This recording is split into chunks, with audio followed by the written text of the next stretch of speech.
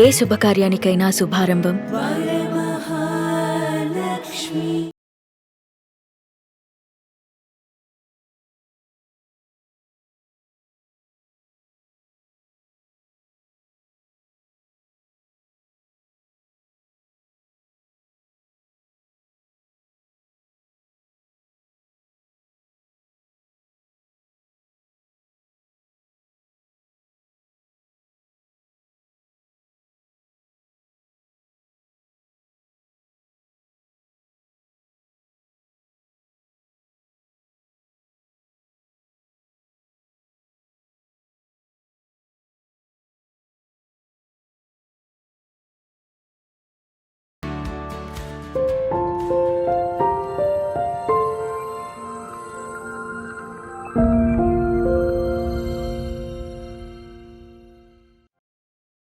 ఇంట్లో 5గురు పిల్లలుంటే సందడి సందడిగా ఉంటుంది.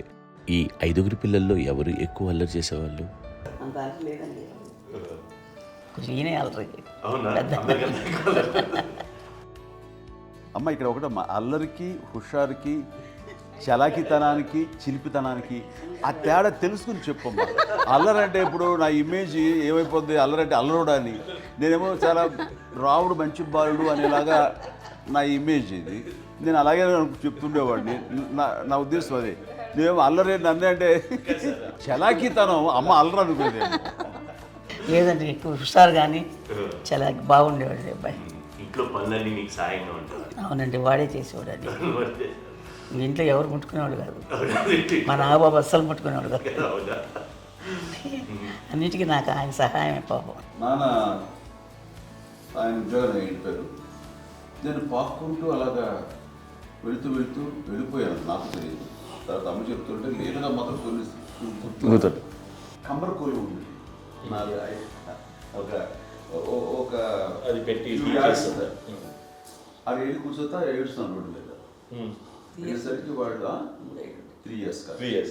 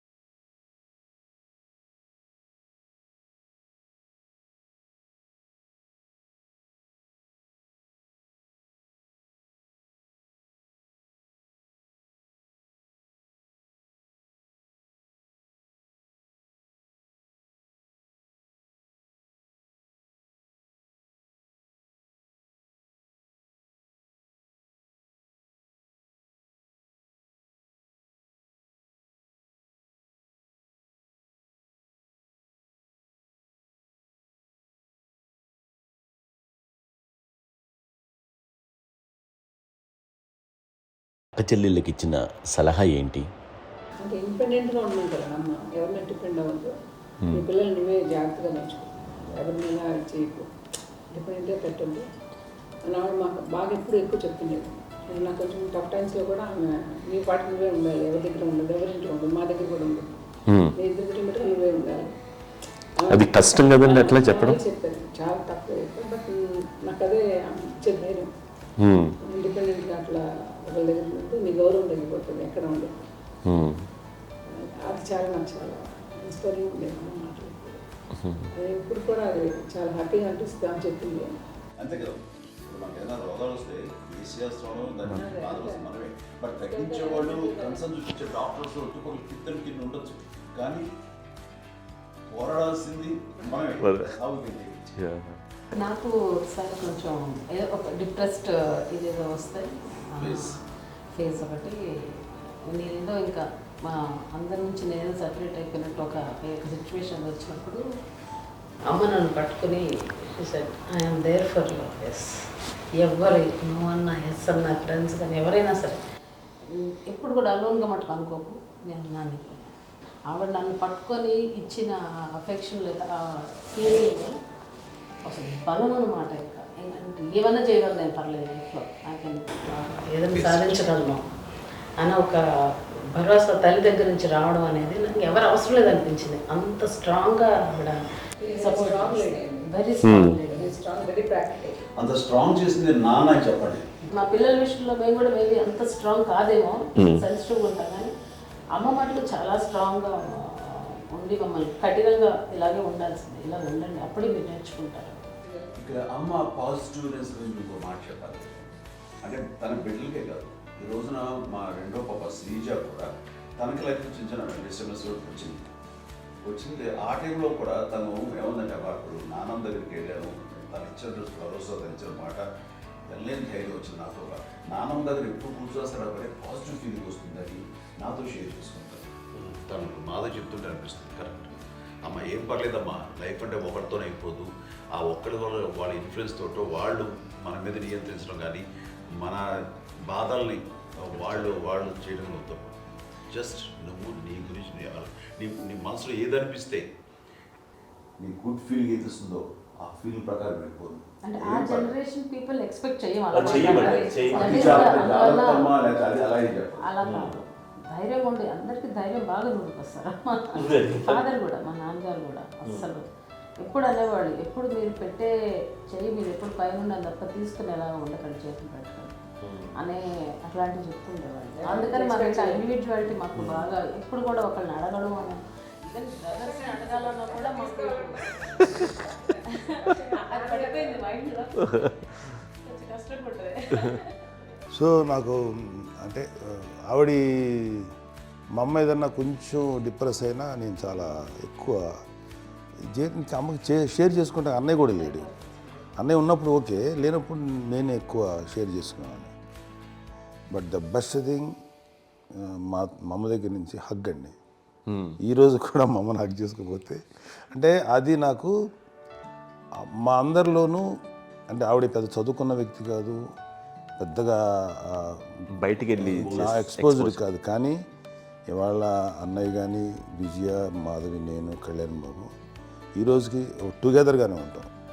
మేబీ మాకు కొన్ని విషయాల్లో నాకు మా మాధవ్కి డిఫరెన్స్ ఆఫ్ ఒపీనియన్స్ ఉండొచ్చు, మా చెల్లికి మా అన్నయ్యకి అట్లా ఉండొచ్చు, ఉంటుందండి ఫ్యామిలీ అన్న తర్వాత. కానీ ద ఇన్విజిబుల్ బాండేజ్ మా అమ్మ ఇచ్చింది, ఆ లవ్ అండ్ ఎఫెక్షన్, హగ్, అవన్నీ ఆవిడ నాన్ వెర్బల్ అడ్వైజ్ ఏంటంటే అందరూ అలా కలిసి ఉండాలనేది ఆవిడ నుంచి మేము నేర్చుకోవాలి. అది ఇట్స్ ఇస్ నాట్ వర్డ్లీ, అది నోటి మాట కాదు, అది వెర్బల్గా కాదు, నాన్ వెర్బల్గా చెప్పినటువంటి ఇది. సో అందుకని అది మాకు గొప్ప, మేమందరం ఇప్పుడు అలా ఉండడానికి కారణం, అంత కలిసి ఉండడానికి కారణం, మెయిన్ కారణం మా అమ్మ అండి. అది సో అందరూ ఉండాలనేది మా అమ్మ అడ్వైస్. ఇప్పుడు కూడా నేను ఎప్పుడైనా ఏదైనా ఫీల్ అయినా, అన్నయ్య ఫీల్ అయినా, లేదు నాన్న అట్లా వదుకు, ఇట్లా ఉండండి, ఇట్లా ఉండి ఇప్పటికీ చెప్తుంది. మేము ఎవరైనా ఎప్పుడైనా మా చెల్లితో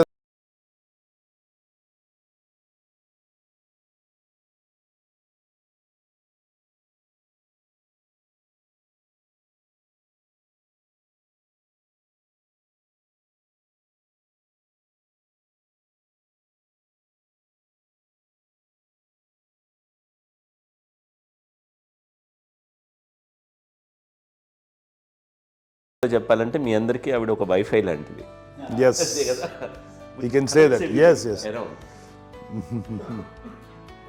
ఇంకొక అడ్వైజ్ కట్టండి, అమ్మ విషయంలో నేను గొప్పగా ఫీల్ అయ్యేది, కానీ చాలామంది పెద్దలు రిటైర్ అయిపోయి విశ్రాంతి తీసుకుంటున్నటువంటి పెద్దలందరూ కూడా ఆచరించే విధంగా ఒక విషయాన్ని నేను గమనించాను. ఇప్పుడంటే నా దగ్గర ఉంటుంది కాబట్టి ఉన్నాను. అమ్మ విడిగా ఇంకొక ఇంట్లో ఉండేది, ఇన్ని సంవత్సరాలు నాన్నగారు దూరం దగ్గర నుంచి ఉండేది. 5 సంవత్సరాలు ఒంటరిగా ఉండి నన్ను బిడ్డలందరూ ఎవరు మానవులు వెళ్ళిపోయారు, నేను ఒంటరి అయిపోయాను అన్న ఫీలింగ్ అమ్మకు ఎప్పుడు ఉండేది కాదు. తర్వాత బిడ్డలు ఆయా వాళ్ళ టైం బట్టి వచ్చి చూసుకుంటే సరిపోతుంది. అది వారమా, నెలక, 2 నెలక, అసలు ఒకసారి రాలేని పరిస్థితిలో ఉంటుంది. 5-6 నెలల పాటు ఇదే ఊళ్ళో ఉండి పక్క విధుల్లో ఉండి ఎవరి పనులు వాళ్ళు బిజీగా ఉండి, ఎవరి షూటింగ్ వాళ్ళు బిజీగా ఉండి, ఎవరి ప్రొఫెషన్లో వాళ్ళు బిజీగా ఉండి, ఎవరి ప్రొఫెషన్లో వాళ్ళు బిజీగా ఉండి, తన సంసారం తను బిజీగా ఉంటాను. ఒకసారి అమ్మ ఏమీ ఫీల్ అయ్యేది, ఏంటమ్మా రావట్లేదు, అసలు పట్టించుకోవట్లేదు ఏంటి అంటే, అంతేలేమ్మా అని ఇలాంటి నిరసన మాటలు కానీ, ఈసరింపు మాటలు కానీ, లేకపోతే న్యూనతాభావం కానీ ఇలాంటివి ఎప్పుడు అమ్మకు లేవండి. వచ్చారు అబ్బాయి ఏం చేసి పెట్టడా చెప్పండి అంటూ చాలా పాజిటివ్ ఉండి, ఇప్పటికీ కూడా తను సపరేట్ కిచెన్ మా ఇంట్లో ఎంతో ఉంటుంది, వేరే కిచెన్. ఎందుకంటే అమ్మకి మోస్ట్ స్ట్రెస్ బస్టర్ వచ్చేసినా లేకపోతే ఏదో రిలీఫ్ ఏంటంటే తన కిచెన్లో కూర్చొని వండుకుతాడు, వండి అందరికి పెట్టాం. ఇప్పటికీ కళ్యాణ్ బాబు అక్కడక్కడ తిరిగేసి ఎక్కడెక్కడో చేసి నిరసనలు చేసి అన్ని రకాలు చేసి వస్తే అమ్మకి చాలా జాలి. ఆడేదో ఇంక మేము గుడ్లా కష్టపడుతున్నాం, కానీ ఆడి ఎంటలో వెళ్ళేది మీ టీవీలో వాటిలో అది ఎక్కువగా చూపించేసరికి వాడే కష్టపడతారు, మేము కష్టపడలేదు ఫీల్ అమ్మకి. అందులో వాడు రాగానే ఎలా వచ్చావా అని అమ్మ ఎక్కడ కళ్యాణ్ బాబు అంటే ముందు అమ్మను కానీ ఎక్కడ కళ్యాణ్ బాబు తను ఎక్కడ ఉంటాడు, ఏ ఉంటాడు తెలుసు. అది చూసిన ఎక్కడ తను వాడికి ఇష్టమైన బిర్యానీ అవి చేసి చక్కగా పంపించి అన్నీ చేస్తున్నాడు. అట్లాగా బిడ్డలకి పెట్టడమే తప్ప బిడ్డల నుంచి ఈ వయసులో ఎక్స్పెక్ట్ చేయడం లేకపోగా కొంచెం పట్టించుకోవట్లేదు అనే ఒక న్యూనత భావనలోకి వెళ్ళిపోయి సైకలాజికల్ డిప్రెస్ అయ్యే మదర్ మొత్తం కాదు. ఆ రకంగా మనందరికీ భరోసా. మేము కూడా పెద్ద అయినా బిడ్డలు వాళ్ళ ప్రవృత్తి ఉద్యోగరీత్యా వాళ్ళ వృత్తిరీత్యా వాళ్ళు దూరం అయిపోయి మనల్ని చాలా కమ్యూనికేషన్ గ్యాప్ వచ్చినా సరే బిడ్డలు నాకు దూరం అయిపోయి పట్టించుకోవట్లేదు. ఇలాగే చూసావా వెళ్ళి ఎంత ఇదిగా వదిలేవాళ్ళు గురించి ఇప్పుడు ఏమైపోయాను అన్న ఇంత కించెం బాధపడలేదు వాళ్ళకి అంటూ నెగిటివ్ సైడ్ ఆలోచించే విధానం లేనే లేదు. అది మా అందరికి ఎంత కంఫర్టబుల్ అంటే అంత అవుతుంది. చూసుకోకపోతే మాధవ్ చూసుకుని మాధవ్ లేకపోతే నాగబాబు వెళ్తుంటాడు కడియడం వల్ల మా విజయ్ చూసుకుంటున్నది సరే, నాకు కళ్యాణ్ బాబు తను చూసుకుంటుంటాడు. ఇలా ఎవరో కూడా వెళ్తూ ఉంటాం. అమ్మ మాత్రం అది వెరీ గుడ్ హెల్దీ. నేను చాలా మంది తల్లిదండ్రులు చూశాను, అవును, వాళ్ళు చాలా ఇబ్బంది పడుతూ ఉంటారు. పట్టించుకోవట్లేదు, మేము అర్థం చేసుకోగలము కానీ వాళ్ళు వస్తే బాగుంటుంది కదా అనేది ఉంటుంది. ఫీల్ అవుతారు. అవును, అలాంటి ఫీల్ ఏం లేదు. పైగా బిడ్డలు వస్తే వాళ్ళకి ఏం చేసి పెట్టాలా అనే ఆలోచన. అది వెరీ హెల్దీ. చాలా మంది ఆచరించాల్సిన గొప్ప విషయం అనుకుంటాను. చిన్నప్పుడు అన్ని ఆనందాలేనా, మర్చిపోలేని దుఃఖాలు కూడా ఏవైనా ఉన్నాయా? అమ్మ చెప్పాలంటే ఓపికకి, గృహిణిగా తన బాధ్యతలు నిర్వర్తించడానికి అండ్ అన్ని రకాలుగా టేకింగ్ కేర్, దీనికి ఒక మంచి ఉదాహరణ నేను చెప్పగలను. అది తలుచుకోవడం నాకు చాలా ఉద్యోగంగా ఉంటుంది, నాకు చాలా కంటితలు వచ్చేస్తుంది. అమ్మకి మేము 5 బిడ్డలు అండ్ పురిట్లోనూ 1 year పెరుగో, 2.5 years పెరుగో,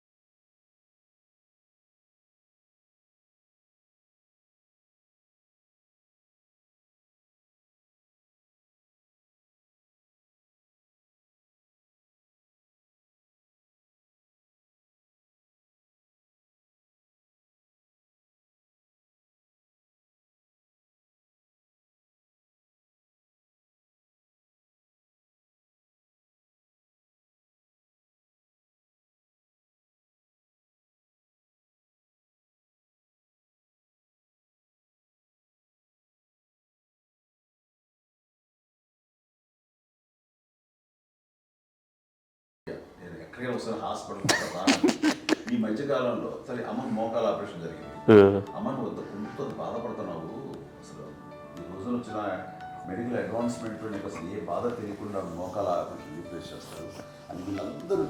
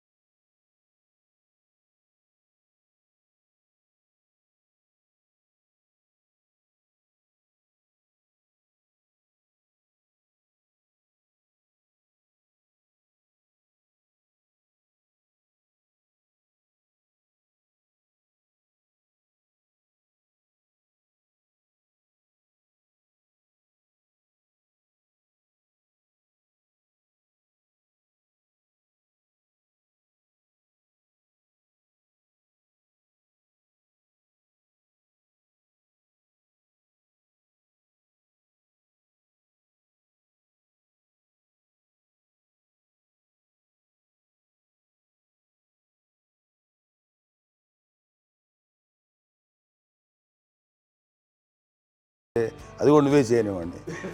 ఆ కోపం వచ్చేది, కోపం వచ్చి ఒకడు కొట్టేవాడు, కొడితే కోపం వచ్చేది తప్ప నేను వెళ్ళేవాడిని కాదు. అమ్మకి ఎప్పుడు ఏంటంటే ఒక ఇదే పని చేయడని, అంతే, నిజంగా ఏ పని చేసేవాడిని కాదు. అవునా? లేదు లేదు లేదు మహాప్రేమ.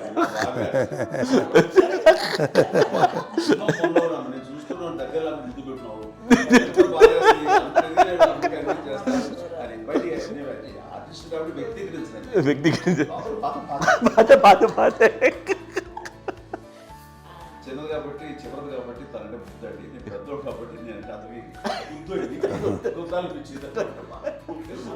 ఎక్కువ కష్టపడింది కానీ మా నాన్నగారి చేతిలో ఎక్కువ, అంటే నాన్న బాగా కోపం ఎక్కువ అనుమానించింది కానీ అన్నయ్య పాపం బాగా దొరికేసేవాడు పాపం. ఒకసారి అంటే మరి మాకే అనిపి ఏంటి ఇంత దారుణంగా ఉంది నాన్న మీద కోపం వచ్చేది నాకు. నాన్న మీద కోపం వచ్చేది, వాళ్ళని చేసి బాధ అనిపించేది. అమ్మాయి ఏమనేది కాదు. సరే అయినా సరే ఎప్పుడు కూడా పోనీ అన్ని చేసినా మళ్ళీ తను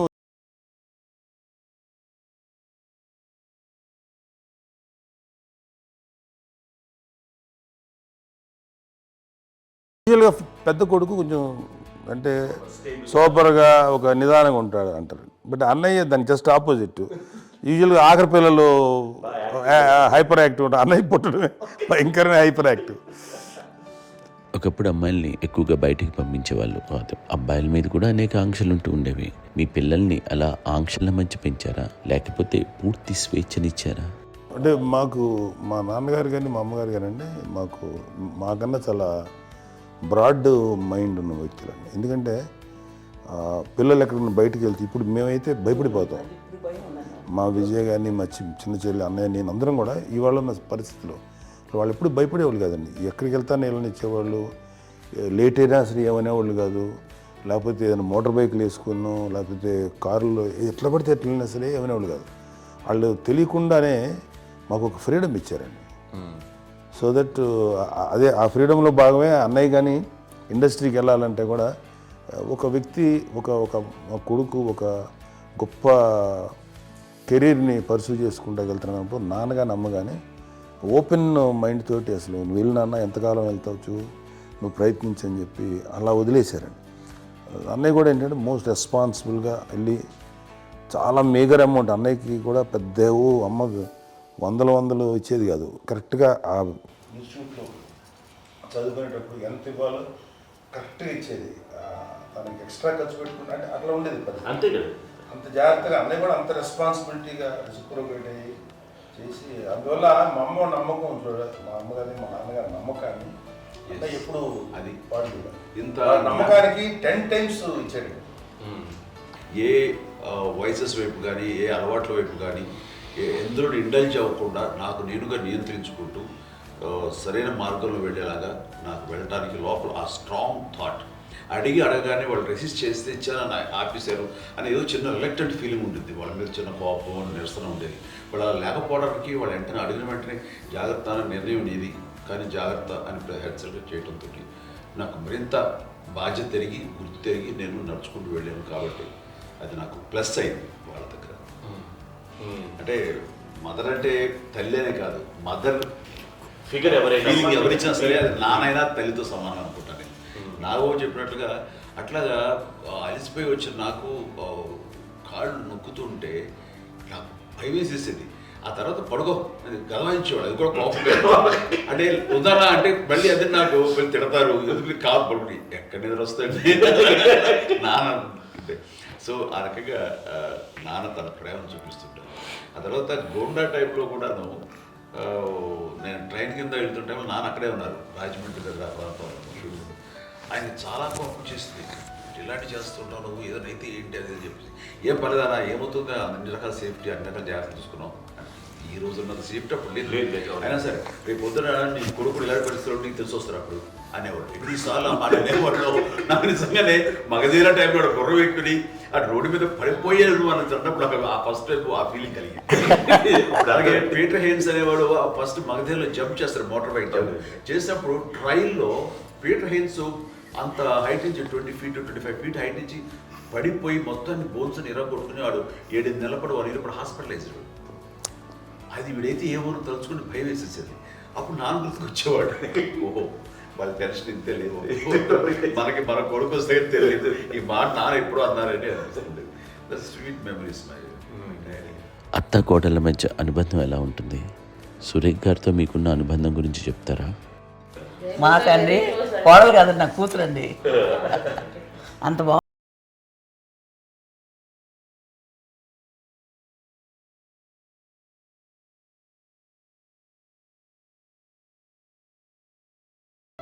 మీది ఒక అందమైన ఉమ్మడి కుటుంబం, అందరూ కలిసి ఉంటారు.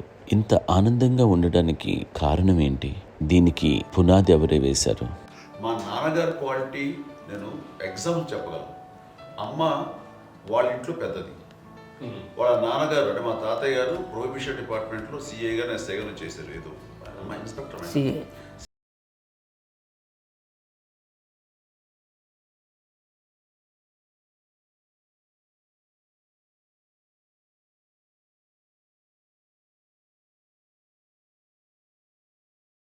అబ్బాయి తర్వాత ముగ్గురు ఆడతారు.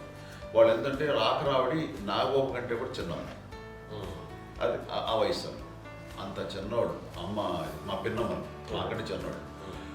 అలాంటి పిన్నమ్మల్ని ఆయన వీళ్ళ నాగ చనిపోయిన తర్వాత తన ఫ్యామిలీ అంతగా నాన్న పెంచారు. నాన్న కూడా అరాపురా శాలరీ మీద బతికేదే తప్ప కూడా కాదు. సో తనకు మిగిలిన దాంట్లో మళ్ళీ ఆ ఫ్యామిలీని చూసుకోవడం, మా అమ్మమ్మను చూసుకోవడం, వాళ్ళ మంచి చెడు చూసుకోవడం. వాళ్ళకు ఇల్లు మాత్రం ఉంది మొగల్తూరులో, ఆ ఇంట్లో వాళ్ళు అద్దెకు వస్తే ఆ కొంచెం డబ్బు నానిచ్చే డబ్బు, అక్కడ పొలం కొనిచ్చారు, ఆ పొలం మీద వచ్చే డబ్బుతోటి అంతా బాగా చూసుకోవాలి తన ఫ్యామిలీ లాగా. కాబట్టి నాన్న ఫస్ట్ సూత్రధారి, అమ్మ కూడా ఫ్యామిలీ బాండింగ్ టుగెదర్నెస్ అనేది స్ట్రాంగ్గా ఉండటానికి నాన్న ఏర్పాటు చేసినటువంటి బీజం అది అమ్మ కంటిన్యూ చేస్తుంది.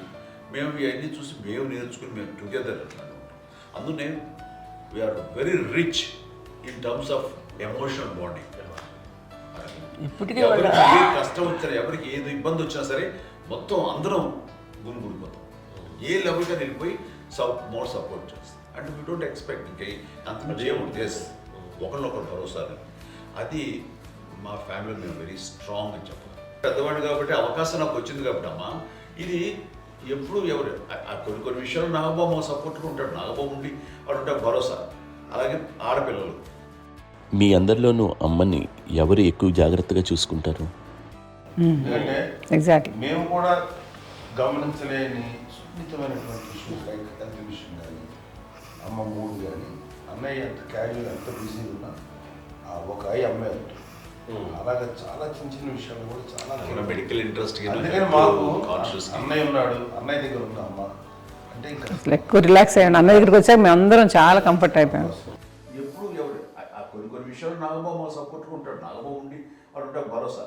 అలాగే ఆడపిల్లలు ఇట్లా ఒకళ్ళొకరు కాంప్లిమెంటింగ్ టు ఈచ్ అదర్ అండి. అవి ఒక్కరు కాదండి, అది వాళ్ళ ఆమె చూపించే ప్రేమగా నేను చెప్పగలను. కానీ బట్ దీని అందులో సూత్రధారి నాన్న తర్వాత అది అమ్మ మెయింటైన్ చేస్తుంది.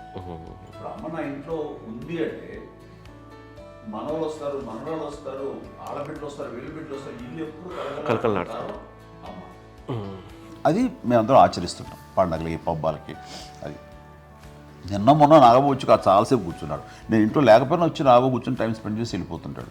అలాగే చెల్లెలు ఇద్దరు ఆల్మోస్ట్ ఎవ్రీడే మాత వస్తుంటుంది, తను కూడా వస్తుంది. నేను సాయంత్రం కూడా వచ్చి ఉంటుంది. అమ్మా మధ్యాహ్నం వచ్చి కదా వచ్చి ఇక్కడే భోజనం చేసుకో అలా ఉంటుందండి. ఈ తరం వాళ్ళకి మీరు ఇచ్చే సలహా ఏంటి? కలిసి ఉంటే బాగుంటుందండి.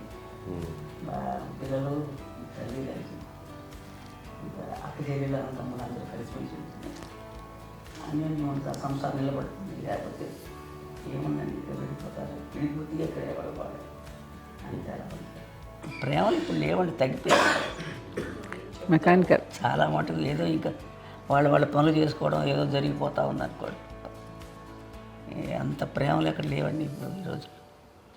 అంటే ఒకప్పుడు ఒకరికి ఇంకొకరు భరోసాగా ఉండేవాళ్ళు, అంటే అందరూ కలిసి సపోర్ట్గా ఇది చేయడం. ఎందుకంటే వీళ్ళ పెద్దనాన్నగారి పిల్లలు కూడా ఆయన చూసేవారు. మా నాన్నగారు అన్నయ్య గారు నాన్నగారు వాళ్ళ బిడ్డలు కూడా వాళ్ళ ఇక్కడే బిడ్డలు కూడా ఉన్నారు. నేనే పెళ్లి చేసి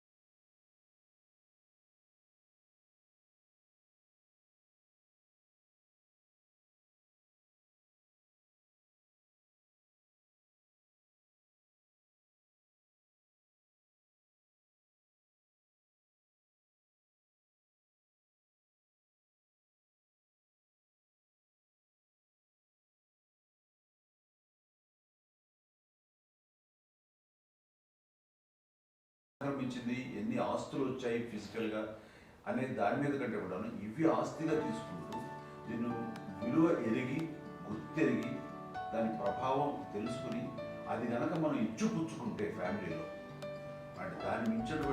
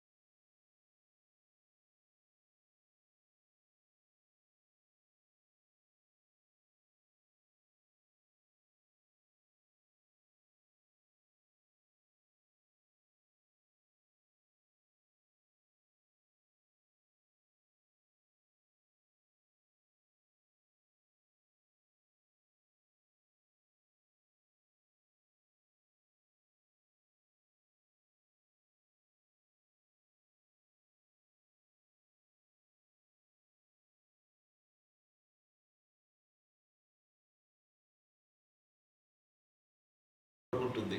మా చెల్లెలు కూడా వస్తే నేను అనుకోవట్లేదు, సూర్య కూడా ఉంటుందని నేను అనుకోవట్లేదు. అలాంటి గొప్పగా ఇది అండ్ ఆ రకంగా షీఈ్ వెరీ చాలా గొప్ప జన్మ. గొప్ప జనం. అమ్మకి చిన్న మానసికంగా చిన్న ఏదో ఒక డిప్రెషన్ అది వచ్చింది. ఏదో నాన్న గుర్తుకొచ్చో, నాన్న లేరనో, లేకపోతే వాళ్ళ అమ్మగారు కూడా అదే టైం చనిపోయారనో, తన దగ్గర ఉంటారు. ఏదో ఉన్నప్పుడు మేము అందరం సపోర్ట్గా ఉండి మా కొన్నాళ్ళు నా దగ్గర ఉందిగా అని చెప్పేసి అప్పట్లో అమ్మ వేరేగా ఉంది. ఉన్నప్పుడు ఒకటే మాట అన్నాను, అమ్మ నీలాంటి గర్భం అంటే అంజనమదే గర్భం అని బయట ఎన్నోసార్లు నా ఫ్రెండ్స్ కానివ్వండి, బయట కానివ్వండి, కొన్ని సందర్భాల్లో మీటింగ్లో కానివ్వండి, స్పీచెస్లో కానీ అన్నవాళ్ళు ఎంతోమంది అన్నారు. వాళ్ళు ఆ మాట అంటే రీజన్ తెలుసా నీకు? కోటాను కోటల్లో ఎంతమంది తల్లులకు నీకు వచ్చిన అదృష్టం, నీకు లభించినటువంటి వరం ఎవరు లభిస్తున్నాను. బిడ్డలు ఎంతోమంది చేత కొనియాడబడుతున్నారు, ఎంతోమందికి సహాయపడుతూ ఆ రకంగా వాళ్ళందరి యొక్క ఆశీస్సులు పొందుతున్నారు. కానీ ఎంతోమందికి నిరంతరం హెల్ప్ చేస్తూ వాళ్ళ ఇది చూసుకుంటున్నారు. అవి ఆ భగవంతుడు మీరు చేస్తున్న పూజలో ఉన్న ఆ భగవంతుడు మన నెక్స్ట్ తరాలకు కూడా మనకి ఇలాంటిది వారసత్వంగా ఇస్తూ అదే రకంగా కొనసాగించేలాగా మాకు అదృష్టం ఇచ్చారు. ఇంతమంది ఎవరు నీ నుంచి వచ్చిన వాళ్ళే నీకు ఇది ఎంత గొప్ప గర్భం, ఎంత గొప్ప జన్మ నీది. వాటికి నువ్వు ఇలా అవటమేంటి? ఇది హై లెవెల్లో ఉండాలి నీ ఫీలింగ్స్గా నువ్వు కానీ. అంతే నువ్వు ఇలాగా కుంగిపోవడం ఏంటమ్మా చెప్పినప్పుడు నిజమే కదా. ఇది నీది కాదు, నాది కాదు, నువ్వు నమ్ముకున్న భగవంతుడు నీకు ఇచ్చింది అనుకుంటావు కదా. నువ్వు ఆ భగవంతుడి కృతజ్ఞత తీర్చుకునేలాగా ప్రతిరోజు ఆయన ధ్యానించు, ఆయన పూజలో ఉండు, నీకు ఆయనే ధైర్యం ఇస్తాడు. అంతేగాని నువ్వు నెగిటివ్ సైడ్ ఆలోచించుకోమ్మా. మా అందరికీ పాజిటివ్నెస్ ప్రివైల్ చేసిన దానివి, ఇచ్చిన దానివి, అందించిన దానివి. అలాంటి నువ్వు నెగిటివ్ వైపు వెళ్ళిపోకూడదు అంటే అంతే. మళ్ళీ అటుపక్క ఎప్పుడు గెలలేదు. ఆంజనేయ స్వామి భక్తి ఆయనలో ప్రవేశపెట్టి చెప్పాలంటే ఆయనకి నేనే